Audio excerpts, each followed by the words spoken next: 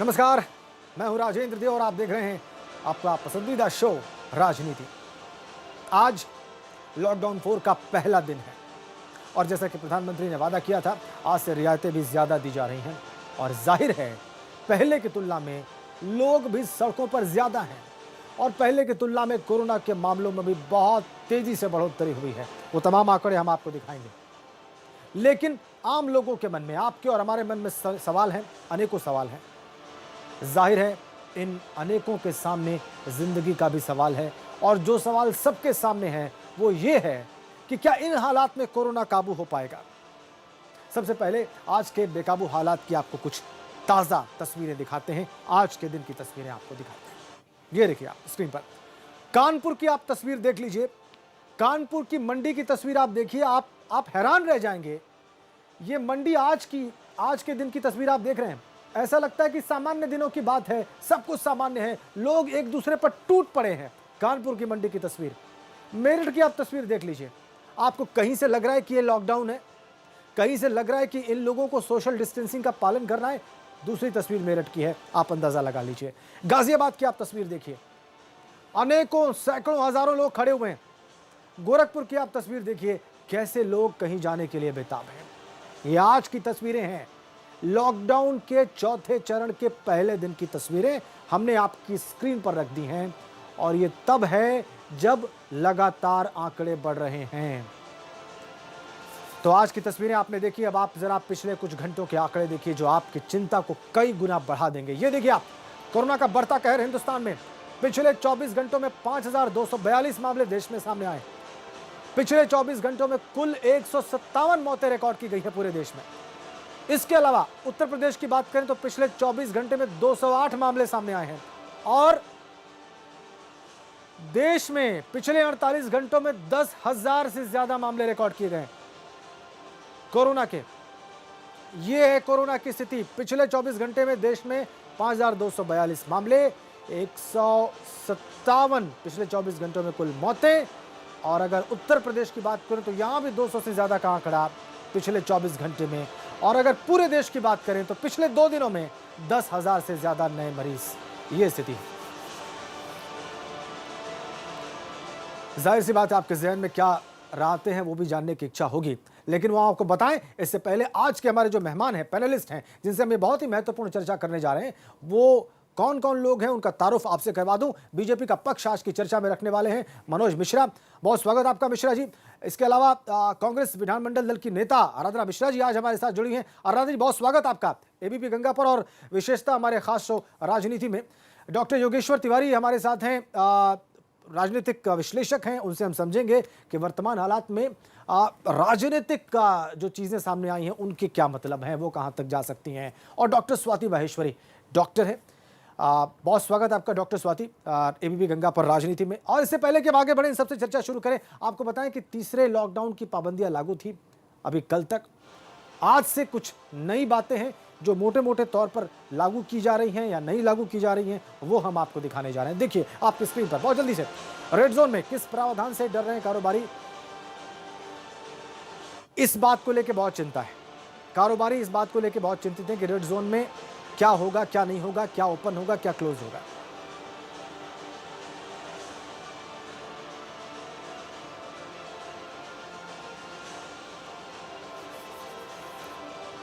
आपको बताएं कि बस कुछ ही देर में उत्तर प्रदेश सरकार भी अपनी गाइडलाइंस जारी करने वाली है इस लॉकडाउन 4 को लेकर। जाहिर सी बात है प्रदेश सरकार भी रियायतें देने वाली है, लेकिन स्पष्ट नहीं है कि वो रियायतें क्या होंगी। हम सबसे पहले बीजेपी के प्रवक्ता डॉक्टर मनोज मिश्रा से बात करेंगे। मिश्रा जी, 3 लॉकडाउन में पहले 2 लॉकडाउन कड़े थे, तीसरा लॉकडाउन थोड़ा सा ढील वाला था, आज से चौथा लॉकडाउन शुरू हो गया जो पहले से ज्यादा ढील वाला होगा। मैंने अभी आंकड़े दिखाए हैं दर्शकों को और जाहिर सी बात है आंकड़े आपको भी पता होंगे सर। शासन आश्वस्त है, और अगर है तो किस तरह से है कि ये चौथा लॉकडाउन, इसमें संक्रमण कम हो जाएगा या हम संक्रमण को नियंत्रित कर लेंगे, काबू में कर लेंगे, इसको लेकर आप कैसे आश्वस्त हो गए? देखिए राजेंद्र जी, जब कोरोना की आपदा इस देश में आई तो पूरा देश तैयार नहीं था, पूरी दुनिया तैयार नहीं थी। लॉकडाउन किया गया और समय के साथ लॉकडाउन किया गया। उसके परिणाम लॉकडाउन 1, 2, 3 में आए।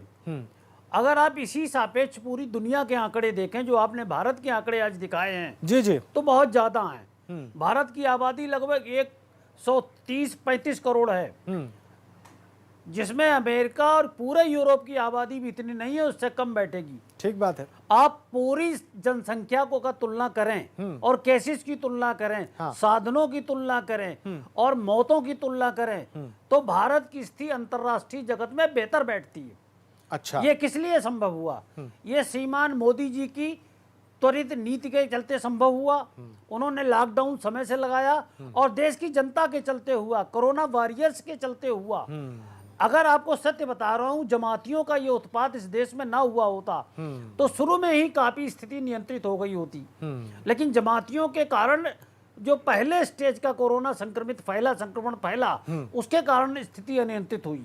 ये तो एक चीज रही। दूसरी चीज ये हुई कि पूरी दुनिया में ये आम सहमति बन रही है कि आपको लॉकडाउन खोलना पड़ेगा। अच्छा। अब लड़ाई मालूम क्या है? जीवन और जीविका के बीच लड़ाई चल रही है। अगर हम लगातार बंद रखते हैं, लॉकडाउन लगातार सख्ती से लागू रहता है, तो जीविका की समस्या उत्पन्न हो रही है। जैसे प्रवासी मजदूरों की समस्या अचानक आ गई।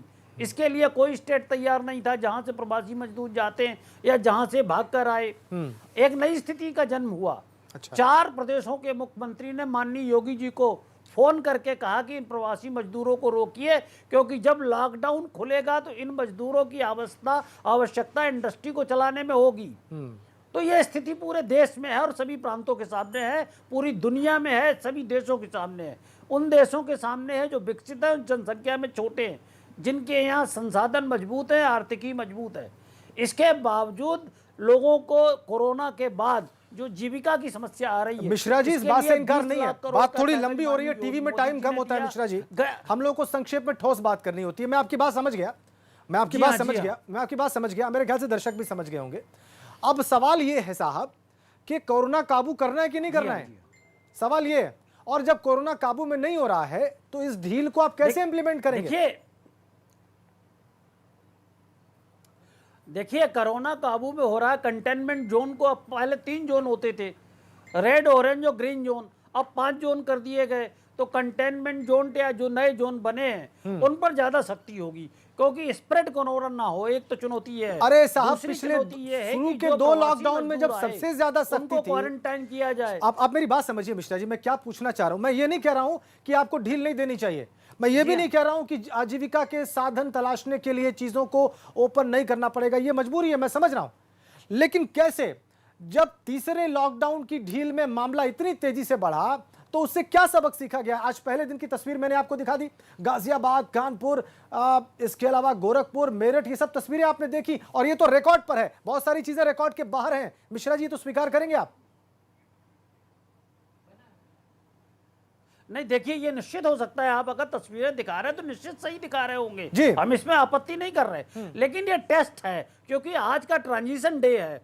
ट्रांजिशन डे इसलिए है ना, कि इसका तीसरा मतलब लॉकडाउन लॉकडाउन 3 वाला टेस्ट पूरा नहीं पड़ा। स्टेट की गाइडलाइन अभी आनी है। लॉकडाउन 3 वाला टेस्टिंग टाइम आपको कम पड़ गया? अभी नहीं, पूरा पड़ेगा, पूरा पड़ा है।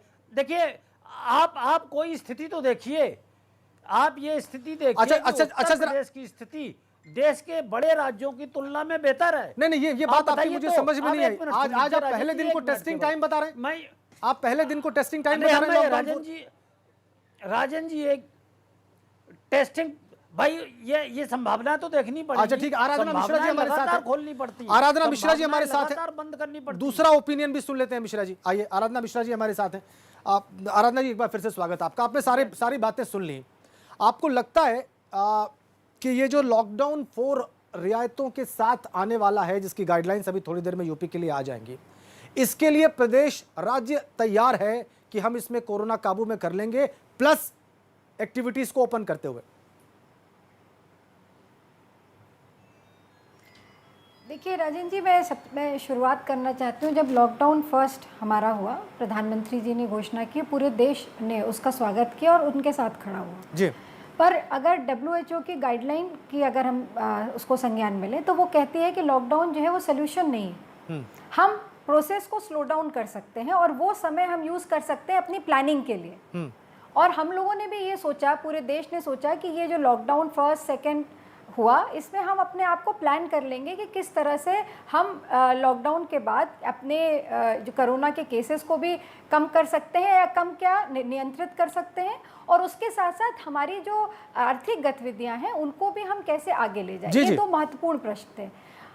जब हमारा लॉकडाउन 3 आया, लॉकडाउन 3 में हमने देखा कि अचानक से लॉकडाउन 3 में जो शिथिलता, जो कमियां रही या जो भी सरकार ने कहीं कहीं कुछ चीज़ों में रियायत दी, उसकी वजह से हमने देखा कि लगातार बहुत बड़ी संख्या में केसेस कोविड-19 के आ रहे हैं। जी जी। तो एक बात तो तय हो गई कि ये जो फर्स्ट और सेकेंड लॉकडाउन का समय था, इसको हमने अपनी प्लानिंग में पूरी तरह से नहीं लगाया। टेस्टिंग हमने उतनी नहीं की जितनी हमें करनी चाहिए थी, या और भी जो चीज़ें हो सकती थी जिससे हम उसको रोक सकते थे, वो हम नहीं रोक पाए। और आज जो प्रवासी मजदूरों का आपने जिक्र किया, बहुत बड़ी संख्या में प्रवासी मजदूर आ रहे हैं, और जब ये संक्रमित हो करके ये संक्रमण इनमें आ गया है, अब ये जहाँ भी जाएंगे, जैसे भी होगा, अगर इनका इलाज, इनकी स्क्रीनिंग नहीं हुई, इनका हेल्थ चेकअप नहीं हुआ, जो कि सरकार की, उत्तर प्रदेश सरकार की जिम्मेदारी है, अगर ये नहीं हुआ तो एक बहुत बड़ा हम देखने जा रहे हैं, खड़ा हो जाएगा। ठीक बात है। खास करके हमारे रूरल एरिया में एक बहुत बड़ा संकट खड़ा होने जा रहा है। तो इसको कहीं ना कहीं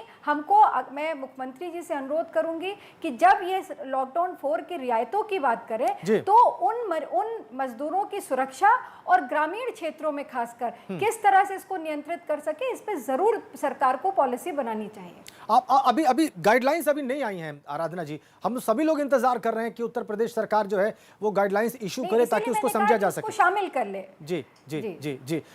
अभी जो वर्तमान मशीनरी काम कर रही है, लॉकडाउन 3 में जो आपने ऑब्जर्व किया, वो आपको ठीक लगा? जी बिल्कुल। मैंने स्पष्ट किया कि लॉकडाउन 3 में हमारे सामने 3 चैलेंजेस आए। सबसे बड़ा चैलेंज था कि बहुत बड़ी संख्या में कोविड-19 के केसेस प्रदेश में बढ़े, एकदम से ग्राफ बढ़ा। तो कहीं ना कहीं ये हमारी जो स्वास्थ्य सुविधाएं या जो स्वास्थ्य को लेकर के हमारी प्लानिंग थी, बड़े बड़े अस्पताल में बनाए गए, सब कुछ हुआ, पर वो लगा नहीं कि कहीं ना कहीं जो अगर टेस्टिंग ठीक से हो गई होती या हम उसका संक्रमण को सोशल डिस्टेंसिंग से अगर रोक पा रहे थे तो इतनी बड़ी संख्या में नहीं आते।